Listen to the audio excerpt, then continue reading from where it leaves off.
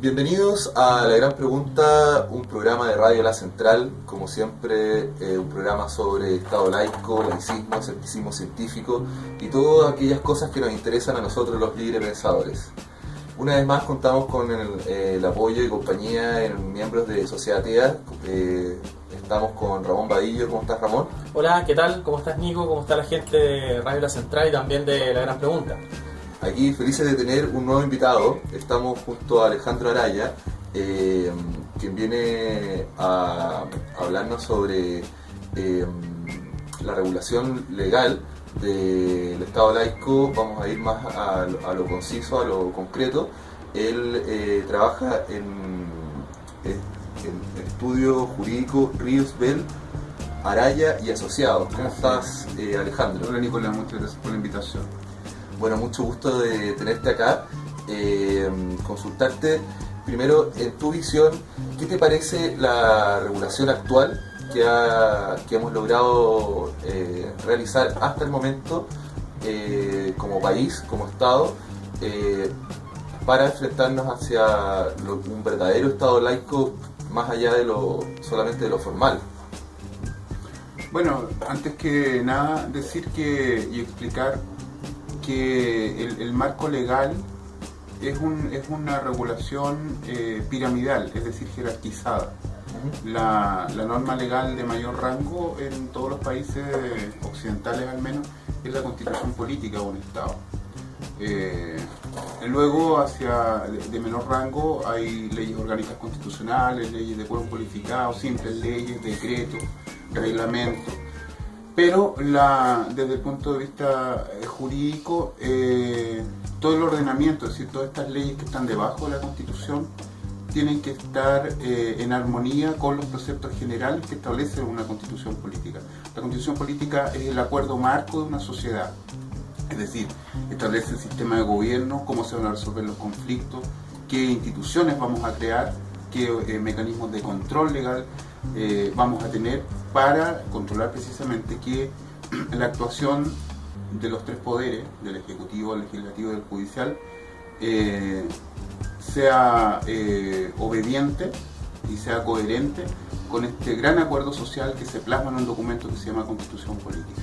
Ahora, desde el punto de vista de las ciencias sociales, evidentemente que siendo así, tratándose de un acuerdo global, en que se establecen líneas generales, ideas generales, la Constitución no va al detalle, digamos, establece grandes ideas fuerzas o grandes acuerdos marcos a nivel social.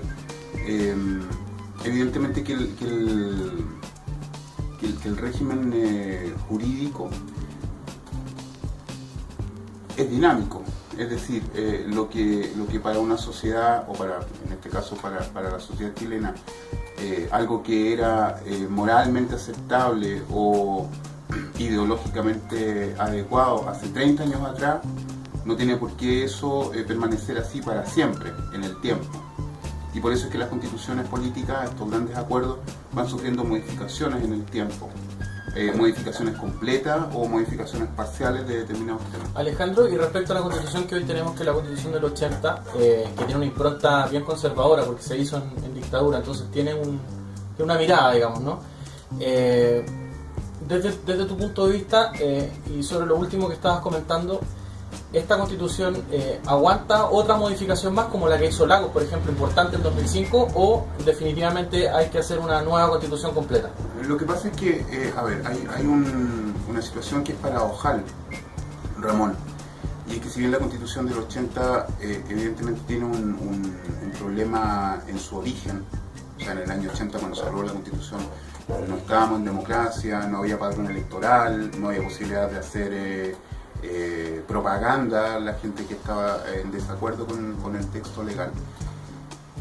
A pesar de eso, y aunque parezca extraño porque esto no se comenta en general, la Constitución del 80 es una Constitución bien avanzada, es decir, es una Constitución que en su estructura interna y en las ideas que plasma es una Constitución bastante avanzada.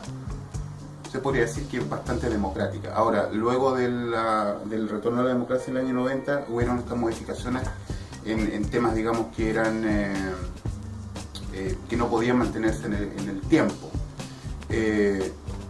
Ahora, respecto específicamente del tema del Estado laico, es decir, transformar o establecer de manera más categórica y definitiva que el Estado chileno es un Estado laico, que hoy día es una declaración meramente formal, porque digamos en la práctica social eso no es así, no es así. Puede ser a través de este proceso que no se sabe si va a llegar a buen término de una reforma constitucional completa, es decir, elaborar una nueva constitución, una asamblea constituyente, que para todos los países es un proceso súper relevante y a veces traumático, digamos, porque se pone todo en discusión, digamos, todo este acuerdo social se pone en discusión. Puede ser por esa vía o puede ser por la vía de modificaciones constitucionales específicas. Pero, por ejemplo, en la Constitución nuestra, y tú que eres el experto jurídico lo puedes aclarar un poco más, en ninguna parte, por lo menos lo que yo entiendo, aparece puntualmente de manera escrita el tema de que Chile es un Estado laico. Sí aparece en algunas partes, creo, el tema de que dice que se separa la Iglesia del Estado, pero el que el Estado sea laico creo que no aparece. Lo que pasa, Ramón, es que, claro, lo que pasa es que formalmente el Estado chileno estuvo ligado jurídicamente a la Iglesia Católica, específicamente, no a todos los credos, hasta la Constitución del año 25. Ahí se separa la Iglesia del Estado, es decir, formalmente pasa a ser una institución que no tiene una injerencia directa en la administración del Estado. Y hoy por hoy, más que el tema, digamos, tiene una doble vertiente. Una vertiente propiamente jurídica, que se refiere a analizar dentro del ordenamiento jurídico que está debajo de la Constitución, es decir, en cuáles leyes orgánicas constitucionales, de quórum calificado, simples leyes, decretos, reglamentos, e incluso a nivel municipal, porque el concepto de ordenamiento jurídico engloba todo esto, cuáles preceptos o normas de esa categoría no están en armonía con este acuerdo general que se plasma en la Constitución del 80 de que se supone que somos un Estado laico. Porque decir eso en la Constitución o expresarlo así genera consecuencias jurídicas súper importantes, porque deberían, siguiendo esto, derogarse todas aquellas normas que establecían estas normas de menor jerarquía que la Constitución, contradijeran ese texto constitucional. Claro, en ese sentido, por ejemplo, una norma de carácter de jerarquía legal podría ser quedar sin efecto. A ver, se me viene a la memoria el juramento que hacen los senadores, por ejemplo, ante Dios, y ese tipo de menciones abrir la sesión en nombre de Dios, creo que cerrar la sesión. Lo que pasa es que ¿qué pasaría con ese tipo de normas? Lo que pasa es que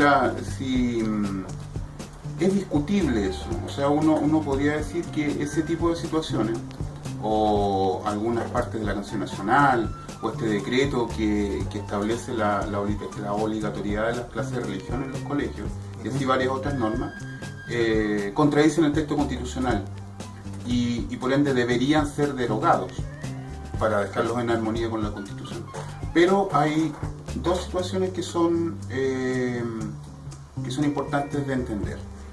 La primera es que los usos sociales, las costumbres, las ideas en que se basa una sociedad, este acuerdo, ¿cierto? Vamos a ver todos acá y estas son las normas básicas. Si bien van cambiando con la dinámica social en el tiempo, en materia religiosa acá no es, o sea, a ver, el enfrentamiento no es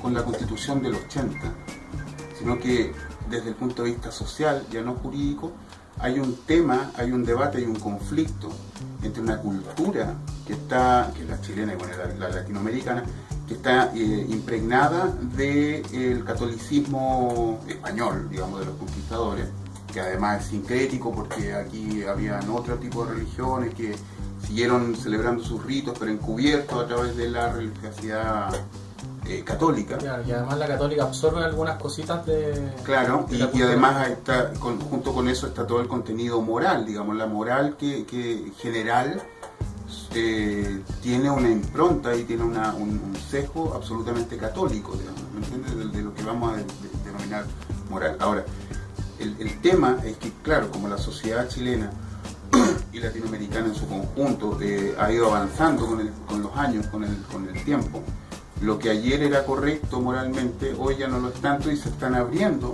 nuevos espacios de discusión para grupos de ciudadanos, que organizados o no, buscan o pretenden y quieren con justicia, ¿cierto? Tener los mismos derechos que todos los demás ciudadanos, el movimiento de diversidad sexual, el tema del aborto. Hay varios temas que son los llamados temas valóricos que están hoy en discusión en la sociedad, en las redes sociales, en la familia. Ahora, ¿qué es lo que va a salir de eso? Es lo que no se sabe. Pero desde el punto de vista estrictamente jurídico, claro que esas normas que estábamos hablando, podríamos decir que al ser contrarias a la Constitución deberían derogarse. Ahora, el detalle de la Constitución y el truco de la Constitución del 80, siendo moderna, es que para modificarla requiere un acuerdo que es prácticamente imposible de cumplir así tú tengas mayoría en el Senado. O sea, el truco que dejó, digamos, Pinochet y su gente en la Constitución es que prácticamente inmodificable, ¿no? Claro, es prácticamente inmodificable, por eso cuesta tanto llegar a acuerdos, porque siempre vas a tener que negociar con la derecha, digamos, que es minoría, o ha sido minoría en estos últimos años en el Congreso, para poder modificar el tema constitucional. Claro, y a eso súmale que está el sistema binominal para elegir a los senadores y diputados, que además garantiza, digamos, o al menos intenta de que si tú sacaste al menos un tercio de los votos, ya te quedas con el 50% del Senado. Entonces, eso sumado a los quórums calificados, muy difícil. Sí. ¿Cómo andamos de tiempo, Nico, con el primer bloque? Vamos a seguir hablando, pero vamos a ir a escuchar un temita y ya vamos a volver a seguir hablando más de la Constitución. La Constitución y mucho más. Así que ya volvemos.